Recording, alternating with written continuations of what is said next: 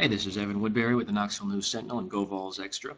We're continuing our tour of the Tennessee spring position previews, and today we're focusing on the wide receivers, where they're replacing probably more than any other position on the roster. Cordero Patterson, Justin Hunter being the obvious ones, but even beyond that, you look at tight end Michael Rivera caught a ton of passes last year. They had some veterans in the receiving corps that just aren't there anymore, and really very, very little experience to replace him. In fact, the most experienced player, Vincent Dallas, this time last year was preparing for a move to the secondary and actually only moved back to wide receiver once the season began.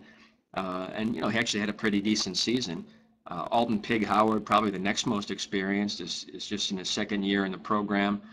Played a lot last year. They tried to find different roles for him. I think they're going to try to do the same thing this year. They've got an experienced veteran in Jacob Carter, who's a former walk-on who's been in the program a long time. He'll provide some depth.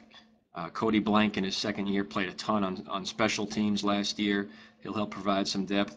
And then, you know, some unknowns. To the two guys that I'm going to be watching and I think have a ton of promise are Jason Kroom, who would have played last year but was injured, and then Trey Bowles, who was too raw to play last year given the veterans in front of him, but always looked good in practice and is someone the coaches are really high on and have liked his attitude since the new coaching staff came on.